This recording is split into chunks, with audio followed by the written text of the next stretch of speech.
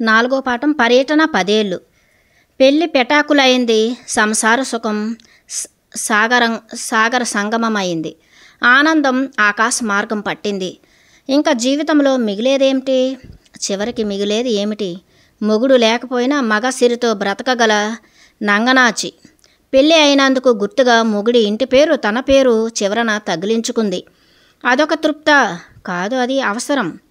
పెళ్ళి అయిన మర్నాడే గుమ్మం దాటింది, ఊరు వదిలింది, దేశం వదిలింది. టర్కీ, ఈజిప్టు, గ్రీసు దేశాలు ఆబగా పర్యటించింది. ఎక్కడికి వెళ్ళినా తండ్రికి ఉత్తరాలు రాస్తుంది. ఆయన గారు అవసరానికి మించి డబ్బు పంపుతుండేవాడు. 1851 బ్లెవెట్స్కి 20వ పుట్టినరోజు నాటికి లండన్లో ఉంది. చిన్నతనం నుండి తనకు కనిపించకుండా అదృశ్యంగా గమనిస్తూ తనను నడిపిస్తున్న గురువును దర్శించే అవకాశం కలిగింది ఒకనాడు. ఆయన భారతదేశానికి చెందిన రాజపుత్రుడు మహాత్మా మోరియా. తర్వాతి కాలంలో థియోసఫిస్టులు మాస్టర్ మోరియా అని ఉపాసించింది ఆయననే. ఆనాడే బ్లెవెట్స్కీకి ఆయన దిశానిర్దేశం చేశాడు. నాటి నుండి ఆమె హృదయంలో గురుస్థానం మోరియాది. ఆమె అంతరంగంలో నిండింది ఆ గురుభావన. గురుదర్శనంతో ఆమెకు 1000 ఏనుగుల బలం వచ్చింది. ఈ విశాల విశ్వమంతా తన విహార వేదిక అనుకుంది. తాను ఒక దేశానికి చెందిన వ్యక్తి కాదు, తాను విశ్వ మహిళ. నిర్భయంగా ప్రపంచ యాత్రకు బయలుదేరింది. కెనడా, అమెరికా, మెక్సికో, దక్షిణ అమెరికా, వెస్టిండీస్, సింహళ దేశాల మీదుగా భారతదేశం చేరుకుంది. టిబెట్ వెళ్లాలని ఎంత ప్రయత్నించినా అనుమతి లభించలేదు. ప్రస్తుతానికి ఆ ప్రయత్నం విరమించి 1853 నాటికి ఇంగ్లాండు చేరింది. 1854 అమెరికా వెళ్ళి 1855 నాటికి మళ్ళీ ఇండియా చేరుకుంది. ఈసారి కాశ్మీర్ ద్వారా టిబెట్లో ప్రవేశం పొందగలిగింది. లడఖ్లో పరమ గురువుల్ని దర్శించి ఆధ్యాత్మిక శిక్షణ పొందాలని సంకల్పం. అగోచర లోకాలకు వెళ్ళి జ్ఞానం సంపాదించాలని కోరిక. 1858లో ఫ్రాన్స్, జర్మనీ దేశాలు తిరిగి రష్యా చేరింది. అప్పటికి ఆమె లక్ష్యం నెరవేరలేదు. కానీ మార్గం తెలిసింది. కాకసన్ పర్వత శ్రేణులలో ఉండే తాంత్రికుల్ని, గురువుల్ని దర్శించి కొంతకాలం వారి శుశ్రూష చేసి కొన్ని శక్తులు చేజిక్కించుకోగలిగింది. అయినా అసలు గమ్యం అందనంత దూరంగానే ఉండిపోయింది. ఏ బాట ఎటుపోతుందో చెప్పవచ్చు. ఎవరి జీవితం ఎటుపోతుందో, ఎన్ని మలుపులు తిరుగుతుందో ఎవరూ చెప్పలేరు. జ్ఞానయాత్రలో ఎన్ని మజిలీలో, మరెన్ని ప్రస్థానాలో, ఏ మలుపు ఏ గమ్యానికి చేర్చుతుందో తెలియదు. ఆత్మస్వతంత్ర్యం, ఆత్మాయనం, మరి స్వేచ్ఛాయుతం. బ్లెవెట్స్కీ పర్యటనలో కలిసిన మహాత్ములు, గురువులు ఎందరో ఆమెకు జ్ఞానదాతలైనారు, మార్గదర్శకులైనారు. ఆమె జీవితం మహాపథం అయింది. ఆమె అనుభవాలన్నీ ఆత్మ ప్రబోధాలే. ఆమె ఆవేదనలన్నీ నివేదనలు. అవి అన్నీ అనుభూతి పరవాలు. అవి భవిష్యత్తుకు ఉపాధులైనాయి, సోపానాలైనాయి. వాటన్నింటి సంకలనమే ఇసిస్ అన్వీల్డ్ తొలి రచన. ISIS unveiled. ఆ రోజుల్లో ఆడవారు ఒంటరిగా ప్రయాణం చేయడం అరుదు. అందున రాజకుటుంబం, స్త్రీలు,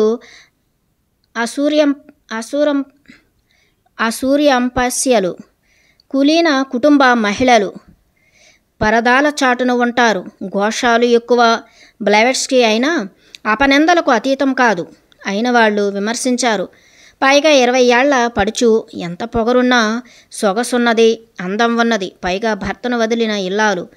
ప్యారిస్, బెర్లిన్, వియన్నా నగరాల్లో జల్సా చేస్తోందని ప్రచారం సాగింది. ఆమె ఆరాటం సత్యాన్వేషణ అని ఎవరికీ తెలియదు. చెప్పినా అర్థం కాదు. లండన్ మహానగరంలో తన గురువును దర్శించడం యాదృచ్ఛికం. ఒకనాడు వీధిలో నడుస్తుండగా ఒక హిందూ రాజకుటుంబంతో నడుస్తున్న అతన్ని చూసింది. అతన్ని తను చిన్నతనం నుంచి చూస్తూనే ఉంది. కళల్లో, భావాల్లో. అభౌతికంగా కళల్లో కనిపించిన వ్యక్తిని అలా చూడగానే స్థానువయింది. గుడ్లప్పగించి చూడసాగింది. అతనున్న వైపుగా నడిచింది. వద్దు అని ఆయన సైగ చేశాడు. ఆగిపోయింది. బృందం ఆమెను దాటి వెళ్ళిపోయింది. మరునాడు హెడ్ పార్క్లో ఒంటరిగా నడుస్తూ ఆలోచిస్తోంది. అప్పుడు తన కలల గురువు తన దగ్గరగా వచ్చి, నేనిప్పుడు రాజావారి బృందంతో వచ్చాను. నీ పని మొదలుపెట్టు అని థియోసాఫికల్ సొసైటీ కార్యక్రమం పురమాయించి వెళ్ళిపోయాడు. చాలా కష్టాలు వస్తాయి, జాగ్రత్త అని చిన్న హెచ్చరిక చేశాడు. పెద్ద భారం పైన వేసుకున్నప్పుడు చిన్న చిన్న కష్టాలు తప్పవు. టిబెట్లో 3 సంవత్సరాలుండి తగిన ఆధ్యాత్మిక శిక్షణ తీసుకోవాల్సి ఉంటుందని గురువు ఆదేశించి వెళ్ళాడు. అప్పుడు ఆమెకు టిబెట్ వెళ్ళాలన్న ఆలోచన కలిగింది. అంతదాకా ఆమెకు పరమ గురువుల గురించి, మాస్టర్ల గురించి బొత్తిగా తెలియదు. ఆ మాటకొస్తే టిబెట్ ఎక్కడ ఉందో కూడా తెలియదు. ఎలా వెళ్ళాలి? మాస్టర్లు ఎవరు? కలండనేడివాడు కలడో లేడో? భగవంతుని ఉనికినే మనిషి శంకిస్తాడు. తనను తాను తెలుసుకోలేని వాడికి భగవంతుడు ఎలా కనిపిస్తాడో అది నిజమే కదా. మాస్టర్లు ఉన్నారా లేరా అన్నది నాటికి నేటికి సంశయమే. మహర్షులు సప్తర్షులు అంటాం. వారిలో ఒక్కరిని ఎవరూ చూచింది లేదు. కథల్లో పురాణాల్లో చదవటం, సినిమాల్లో చూడటం తప్ప. కనీసం ఆస్ట్రల్ రూపంలో దర్శనం ఇచ్చినా ఎప్పుడో ఉన్నవారేనని నమ్మవచ్చు. అయితే మనకున్న పర జ్ఞానం ఎంత? పరేంగిత ప్రజ్ఞ ఏపాటిది? పరం గురించి, పరలోకాల గురించి ఎంత నేర్చుకున్నాం? భౌతిక నేత్రాలకు కనిపించని వాటిని మనం నమ్మలేం. పరలోకాలు, సూక్ష్మ శరీరాలు ఉన్నాయని నమ్మిన వారి జోలికి మాస్టర్లు రారు. పరలోకాలు, సూక్ష్మ శరీరాలు ఉన్నాయని నమ్మని వారి జోలికి మాస్టర్లు రారు. మన దేశం అనాదిగా ఆత్మను నమ్ముతోంది, పునర్జన్మలు విశ్వసిస్తుంది, ఆత్మజ్ఞానానికి, ఆధ్యాత్మికతకు పెద్దపీట వేస్తుంది. ఇతర దేశాల వారికి ఆ సంస్కారం లేదు. తూర్పు పశ్చిమ దేశాల సంస్కృతులు వేరు, నాగరికతలు వేరు. నమ్మకాలను బట్టే నాగరికత, సంస్కృతి ఏర్పడుతుంది. జీవన విధానాలలో మార్పులుంటాయి. పాశ్చాత్య నాగరికతలో భౌతికత్వం ఆధ్యాత్మికతపై పెత్తనం చేస్తుంది. ప్రాచ్య దేశాలలో భౌతికత్వంపై మోజు తక్కువ, ఆధ్యాత్మికత్వంపై ఆసక్తి ఎక్కువ. ఇక్కడ భౌతిక సుఖాలకు స్థానం పరిమితం. ఆ 2 సంస్కృతులను ఎప్పటికైనా కలపగలిగింది యోగం ఒక్కటే. అంటే థియాలజీ, థియోసఫీ అంటే మతం ముద్ర పడని సనాతన ధర్మం. యోగం భౌతిక ప్రపంచాన్ని కాదనదు, మనిషి అవసరాలు, సుఖాలు కాదనదు. ఆధ్యాత్మిక తత్వానికి ప్రాధాన్యం ఇస్తూనే భౌతిక, ప్రాపంచిక అవసరాలన్నీ మన్నిస్తుంది. ప్రతి మార్పును ఆమోదిస్తూ పరిణామానికి ఉపయోగిస్తుంది. ఆ పని చేయిస్తున్నది భగవంతుడు కాదు, దివ్యశక్తి. దివ్యశక్తి భూపరిధిలోకి దిగిరాగానే ఆత్మశక్తిగా మారుతుంది. పరమాత్మ ప్రతినిధిగా పరమాత్మతో లింకు పెట్టుకుని పనిచేస్తుంది. ఆ పని మహాత్ములైన వారి ఆధ్వర్యంలో, పర్యవేక్షణలో జరుగుతుంది. మాస్టర్లు అయిన వారంతా ఒకప్పుడు మనుషులుగా మనుగడ సాగించిన వారే. వారు తపస్సుతో, యోగ సాధనతో, జ్ఞానార్జనతో మృత్యువును దాటి శాశ్వతులైన వారు. అగోచరంగా ఉంటూ విశ్వాన్ని రక్షిస్తుంటారు. అవసరమైతే కొందరు మాస్టర్లు కొందరికి కనిపిస్తుంటారు. తమ ప్రతినిధులకు తమ ప్రజ్ఞను అందిస్తూ పరిణామ ప్రగతికి సహాయపడుతుంటారు. అలాంటి వారు మాస్టర్లు. ప్రాపంచికతను అనుభవిస్తూ కూడా ఆధ్యాత్మిక లబ్ధి చేకూరుస్తుంది యోగం. మాస్టర్ శాసించేది అదే. ఆ పని నిర్వహించడానికి పరమ గురు మండలి ఎన్నిక చేసిన వ్యక్తి బ్లెవెట్స్కీ. ఆమె రష్యాలో పుట్టి యూరప్, ఇంగ్లాండ్, ఇండియాలను దర్శించి ప్రాచ్య దేశాల విజ్ఞానం పరిశోధించి పాశ్చాత్య దేశాలకు అందించదలచింది. అందుకు మొదట చేయవలసిన పని వృక్తంగా ఉన్న విజ్ఞాన భాండాలను బయటకు తీయడం. అందుకే పరమ గురువులు ఆ అమాయికను భూమిపైన అవతరింపచేశారు. పుట్టినప్పటి నుండి ఆమె వెంట ఉండి కనిపెడుతూ వచ్చారు. అంటే బ్లెవెట్స్కీ కొత్తగా పరమ గురువుల్ని సృష్టించినట్లు కాదు. ఆమె వారి తరపున రాయభారి. ఆమెను ముందుగా సిద్ధం చేసి ఆత్మజ్ఞానాన్ని, దివ్య జ్ఞానాన్ని, ఈసాటరిక్ ఆమెకు అందించారనుకోవచ్చు. గురువుల అనుగ్రహం లేనిది ఎవ్వరికీ యోగం అబ్బదు, ఆధ్యాత్మిక వికాసం కలగదు. ఆ భావాన్ని ఆమెలో కలిగించింది మాస్టర్లే. వారే ఆమెకు స్వప్నాలలో, జాగృతిలో, ఆస్ట్రల్ రూపంలో దర్శనమిస్తూ వచ్చారు. ఆమె ప్రతిచర్యలో వేసిన ప్రతి అడుగులో మాస్టర్స్ ప్రేరణ ఉంది. ముందుగా దేశాలు చుట్టి రావడం అందులో భాగమే. వివిధ దేశాల విస్తరించిన జ్ఞానాన్ని సమీకరించి క్రోడీకరించడం తొలుత బ్లెవెట్స్కీ చేసిన పని. ముందుగా కైరోలో ఒక తాంత్రిక స్వామిని ఆశ్రయించి ఉపచరించింది. తంత్ర రహస్యాలు నేర్చుకుంది. తర్వాత మౌంట్ లెబనాన్లో కోటముల్లో ప్రవేశించి మంత్ర విద్యలు నేర్చింది. అక్కడ మర్మయోగుల సాహచర్యం నెరపింది. కెనడాలో రెడ్ ఇండియన్స్తో కలిసి జీవిస్తూ వారి తాంత్రిక పద్ధతులు అభ్యసించింది. ఆఫ్రికాలో ఆటవిక జాతులతో చేయి కలిపింది. అక్కడ డాన్ జువాన్ ప్రయోగాలలో ప్రావీణ్యం పొందింది. ఊ-డూ తంత్రంలో ప్రాణహాని కలిగినప్పుడు మాస్టర్లు ఆమెను అక్కడ నుండి తప్పించారు. పారిపోయి ప్రాణాలు దక్కించుకుంది. తర్వాత టెక్సాస్లో ఒక ఫ్రెంచ్ కెనడియన్ డీరేజావ్సన్ ఆప్యాయంగా ఆదరించి ఆమెకు తన విద్యలన్నీ నేర్పాడు. మొత్తం 10 సంవత్సరాల్లో ఆమె దేశాలు తిరిగి కాలగర్భంలో దాగిన అతీంద్రియ శక్తుల్ని వెలికి తీసింది. రష్యన్ వనిత, తిరిగేది నానా దేశాలు. ఆమెకు తెలిసిన ఇంగ్లీషు స్వల్పం. చిన్నతనంలో తండ్రితో కలిసి జర్మనీ, ఫ్రాన్స్ వెళ్ళినప్పుడు ఆయా దేశ భాషలతో స్వల్ప పరిచయం ఏర్పడింది. ఏ దేశం భాష ఆ దేశానిది. ఒక దేశంలోనే అనేక భాషలుంటాయి. మెక్సికోలో ఉండగా మహాత్మా మోరియా శిష్యుడొకడు తటస్థపడ్డాడు. అతని అండ దొరక్కపోయినట్లయితే మెక్సికోలో ఆమె జీవితం అసహ్యంగా మారేది. అతనే ఆమెను వెంటబెట్టుకుని వెస్టిండీస్ తీసుకువెళ్ళి మార్మిక కేంద్రాలను పరిచయం చేశాడు. అక్కడ నుండి సరాసరి ఇండియా చేరుకుంది. ఇండియాలో ఉన్నప్పుడే కల్నల్ ఆల్కాట్ పరిచయం ఏర్పడ్డది. మేజర్ జనరల్ ముర్రే ఇంట్లో 1 నెల ఉంది. టిబెట్ వెళ్లే ప్రయత్నం బెడిసి కొట్టడంతో సింగపూర్, జావాల మీదుగా ఇంగ్లాండు చేరింది. అప్పటికే క్రిమియన్ యుద్ధమేఘాలు యూరప్పై ఆవరించాయి. ఇంగ్లాండు, ఫ్రాన్స్లు రష్యాపై యుద్ధానికి సిద్ధమయ్యాయి. ఆమెను రష్యా గూఢచారి అనే అనుమానంతో అమెరికా పంపివేశారు.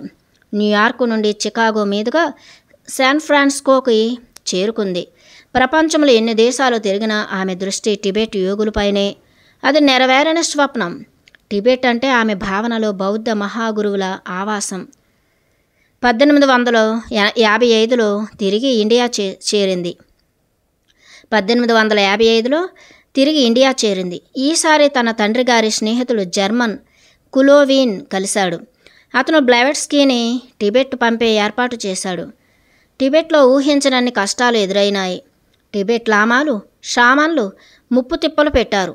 చివరికి భారత సరిహద్దులలో దిగి విడిచి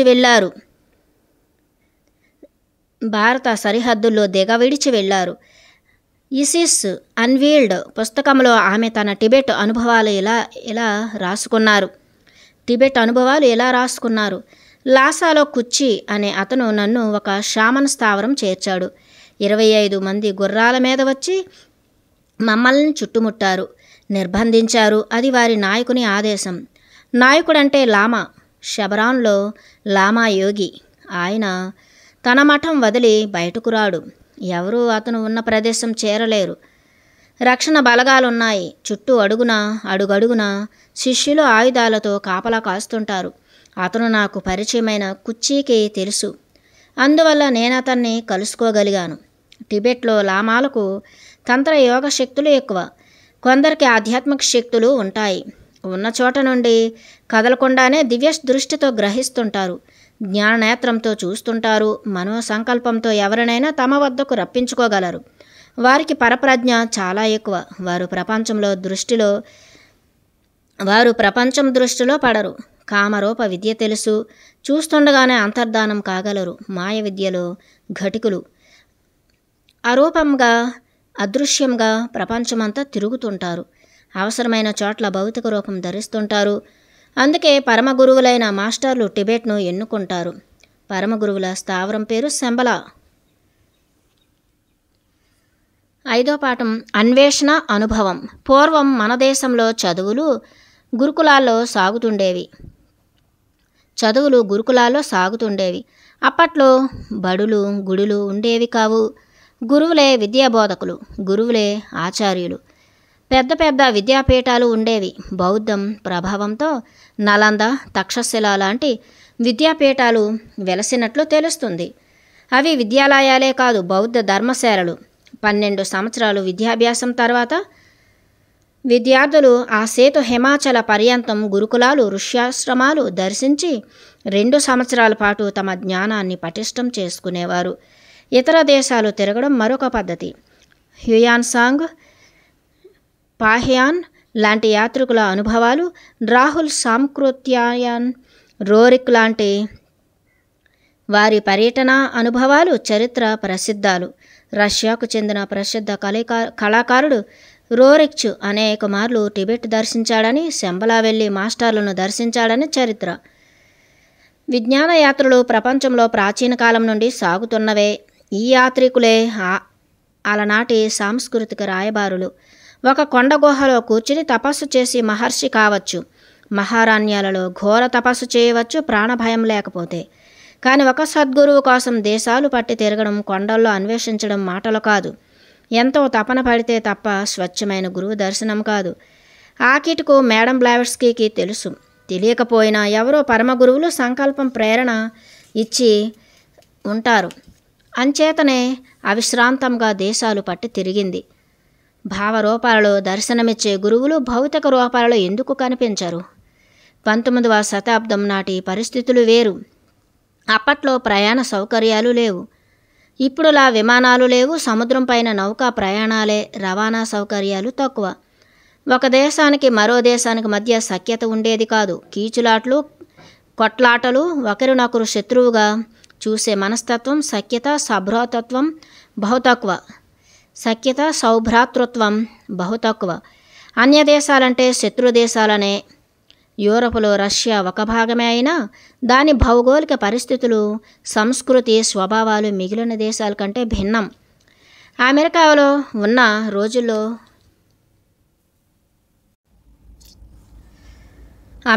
ఉన్న రోజుల్లో ఒక బంధువు మరణంతో బ్లావెట్స్కీకి కొంత వారసత్వ సంపద వచ్చి పడ్డది. 50,000 రూబుల్స్ అంటే తమాషా కాదు ఆ రోజుల్లో.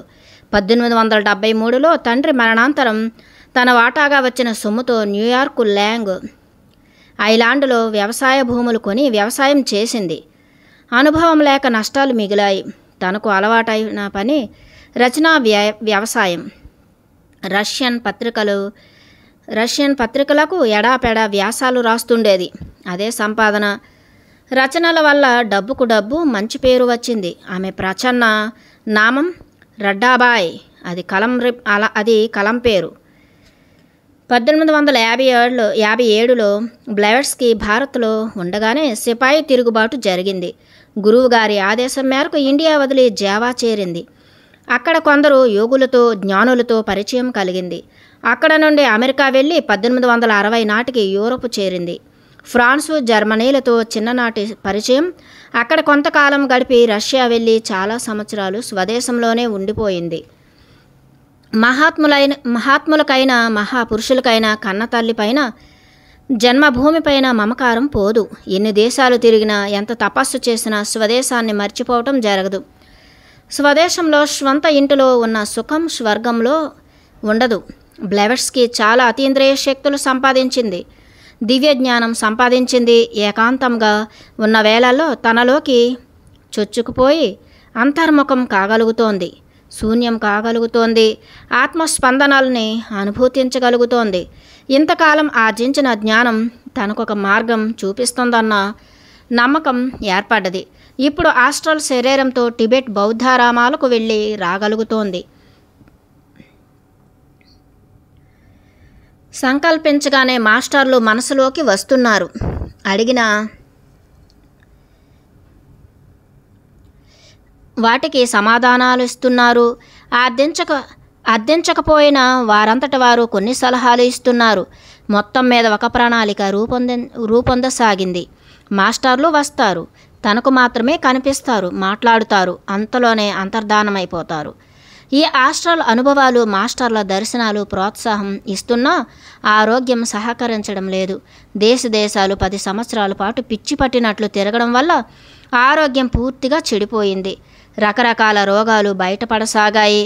ఉపవాసాల వల్ల, అడ్డమైన తిళ్ళ వల్ల, తిరుగుళ్ళు వల్ల ఆరోగ్యం చెడిపోయిందని గ్రహించగలిగింది. అయితే మనోనిగ్రహం, సంకల్ప బలం, మాస్టర్లు కరుణ వల్ల 4 రోజుల్లో రోగం తగ్గిపోయేది. ధ్యానం వల్ల, కుండలిని జాగృతి వల్ల ఆరోగ్యం చెడుతోందని తెలుసుకోలేదు. అప్పటికి యోగంతో పెద్దగా పరిచయం లేదు. శక్తుల కోసం ఆరాటమే తప్ప ధ్యానం చక్కగా కుదిరినప్పుడు రోగం తగ్గిపోయేది.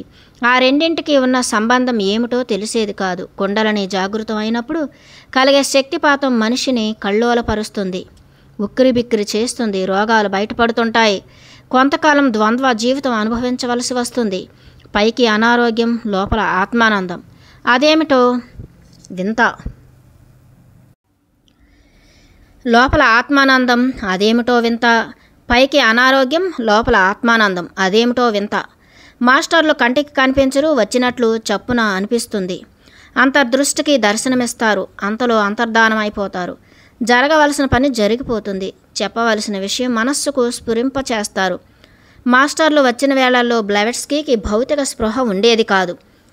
మనస్సు పనిచేసేది కాదు. ప్రక్కనున్న వారిని, ప్రపంచాన్ని విస్మరించి మరో లోకంలో, ఏదో శూన్యంలో మిగిలిపోయేది. తన ఉనికిని మర్చిపోతే తప్ప మాస్టర్ రాక తెలియదు. ఆ సమయంలో తనకంటూ ఒక వ్యక్తి ఉన్నట్లు అనిపించదు. తను భావపరంగా శూన్యమవుతుంది. కళ్ళు మూతలు పడి నిద్రలోకి జారినట్లు. మగత ఆవరిస్తుంది. స్పృహ ఉండదు. భౌతిక స్మృతి ఉండదు. పైలోకాలకు సూక్ష్మ శరీరం పరుగులు తీస్తుంది. గతంలో 7 సంవత్సరాల పాటు బ్లెవెట్స్కీ టిబెట్, ఈజిప్టు, సిరియా వంటి దేశాలలో మిస్టిక్ మాస్టర్ల వద్ద శుశ్రూష చేసింది. చాలా శక్తులు వారు అనుగ్రహించినవే, నేర్పినవే. గురువుల అనుగ్రహం వృధా పోదు. రకరకాలుగా వినిమయం అవుతుంది. 7 సంవత్సరాలు గురు శుశ్రూషల ఫలం ఇప్పుడిప్పుడు అనుభవంలోకి వస్తోంది. ఇది రివిజన్, పునశ్చరణ.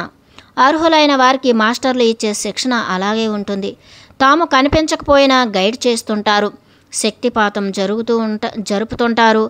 అజ్ఞాతంగా ఉంటూనే తాము ఎన్నుకున్న వారిని జ్ఞానుల్ని చేస్తారు. ఆనాటి అనుభవాలు మేడం బ్లెవెట్స్కీ ఇలా జ్ఞాపకం చేసుకుంది. ఆ రోజుల్లో నేను మౌంట్ లెబనాన్లో డ్రూజెన్ రహస్య స్థావరాలలో ఉన్నాను. అక్కడ మాస్టర్లు, పర్షియన్ ముల్లాలు, రకరకాల మార్మిక వేత్తలతో నాకు సంబంధం ఏర్పడ్డది. తర్వాత ఆమె జబ్బులు నెమ్మదిగా తగ్గిపోసాగాయి. అతీంద్రియ శక్తుల విజృంభణ తగ్గింది. ఆత్మపై పట్టు దొరికింది.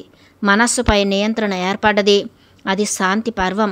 యోగి ప్రగతికి అది నిదర్శనం. ఏర్పడవలసిన స్వస్థితి అది. సంయమనం, స్థైర్యం ఏర్పడ్డాయి. సంకల్పం మాత్రం చేత అతీంద్రియ శక్తుల సహాయం తీసుకోగలుగుతోంది.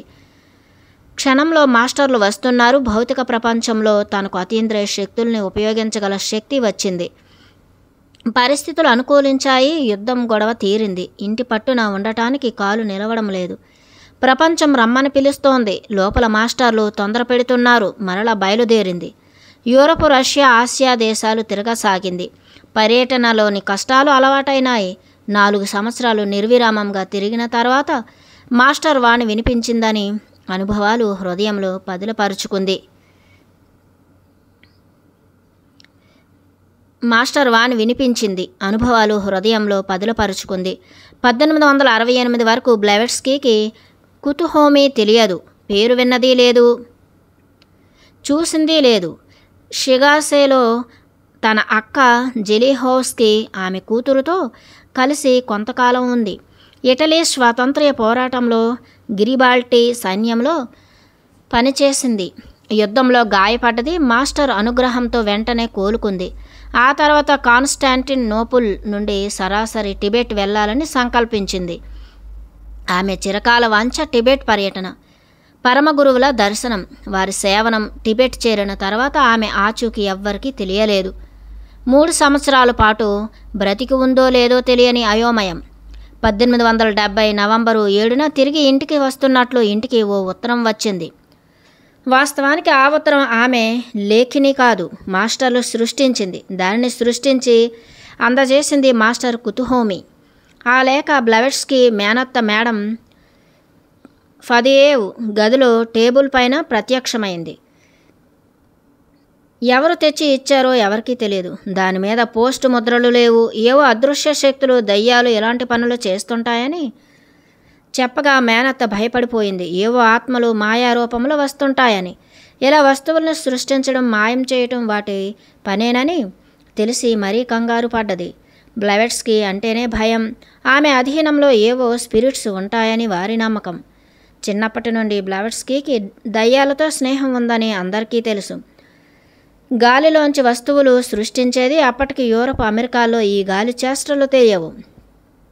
బ్లెవెట్స్కీ ప్రసక్తికి ఈ గాలిలోంచి వస్తువులను సృష్టించడం అన్నది ప్రధాన కారణం. టిబెట్ లామాలకు, ఇండియాలో యోగులకి ఇలాంటి అద్భుత శక్తులు ఉంటాయని అమెరికా వారు నమ్ముతారు. పాశ్చాత్యులలో ఎవరికి ఈ విద్యలు రావు. టిబెట్లోని షిగాట్సేలో మార్మిక విద్యలు నేర్చిన తర్వాత బ్లెవెట్స్కీ యూరప్ చేరింది. సైప్రస్, గ్రీసులో ఉండగా గ్రీకు మాస్టర్ ఎల్లారిన్ని కలిసింది. ఈజిప్టుకు నౌకలో ప్రయాణిస్తుండగా మందుగుండు పేలిన ప్రమాదంలో చాలామంది చనిపోయారు. బ్లెవెట్స్కీ కట్టుబట్టలతో ఒడ్డున పడ్డది. అందరూ చనిపోయినా తనను ఎవరు రక్షించారో, ఎవరు ఒడ్డుకు చేర్చారో ఆమెకు తెలియదు. రష్యాలో బంధువుల నుండి ఆర్థిక సహాయం అందే వరకు ఈజిప్టులో చాలా కష్టాలు అనుభవించింది. కైరోలో ఉన్న 4 మాసాల కాలంలో తన అతీంద్రియ శక్తుల్ని బయట పెట్టవలసి వచ్చింది. ఆత్మలతో పునర్జన్మ సిద్ధాంతం పైన చాలా ప్రయోగాలు జరిపి పరిశోధన చేసింది. ఆత్మలను పిలిచి వాటి పూర్వజన్మ వృత్తాంతాలు చెప్పించేది. ఆత్మలు అందరి మీదికి రావు. చాలా పవిత్రంగా జీవిస్తున్నవారు మీడియం కావాలి. ఆ దేశంలో అలాంటి మంచి వారు దొరకలేదు. పోనీ తనపైకి తెప్పించుకోవచ్చు. ప్రయోజనం ప్రశ్నించేవారికి ఆత్మజ్ఞానం ఉండేది కాదు. అక్కడ ఎవరికి ఆత్మజ్ఞానం లేదు. మీడియం అయినవాడు అమాయకుడై ఉండాలి, శూన్యం కాగలగాలి. పృచ్ఛకులు ధైర్యం కలవారై ఉండాలి. దయ్యం, స్పిరిట్ రాగానే పారిపోయే వారితో ప్రయోజనం ఉండదు. పిరికి వాళ్ళు పిలిచినా, అరిచి గీపెట్టినా ఆత్మలు రావు, పలకవు. దయ్యాలు వారు చెప్పిన మాట వినవు, సమాధానం చెప్పవు. అరచి భయపెట్టడానికి అవి మనుషులు కాదు, ఆత్మలు. అవి ఎక్కడో పైలోకాలలో ప్రశాంతంగా ఉంటాయి. మనం పిలవగానే భయపడి పరిగెత్తుకురావు, ప్రేమగా పిలిస్తే వస్తాయి. వాటిని ప్రసన్నం చేసుకునే మంచితనం, ఆత్మశక్తి మనలోనూ ఉండాలి. కైరోలో ఆమెకు తటస్థపడ్డవారంతా తాగుబోతులు. 2 సార్లు సియాన్సీ ప్రయోగాలు చేసి అక్కడి వారి నైజం తెలుసుకుంది. దయ్యాలను నీచ కార్యాలకు ఉపయోగించేవారు అన్ని చోట్ల ఉంటారు. ఆత్మ శరీరులు ఎక్కడో పుణ్యలోకాలలో ఉంటారు. వారితో స్నేహం చేయగల పుణ్యమూర్తులు భూమిపైన బహుస్వల్పంగా ఉంటారు. కైరోలో బ్లెవెట్స్కీ చేసిన ప్రయోగాలు బెడిసికొట్టాయి. సరైన మీడియం దొరక్క ఈజిప్టులో ఒక రాత్రి ప్రధాన పిరమిడ్లో ఒంటరిగా జాగరణ చేసింది. ఆ నిశిలో ఆమెకు చాలా గొప్ప విషయాలు తెలిసాయి. మనసు విప్పిన వారికి పిరమిడ్స్లో గొప్ప ఆధ్యాత్మిక రహస్యాలు, సృష్టి వైచిత్రి తెలుస్తాయంటారు.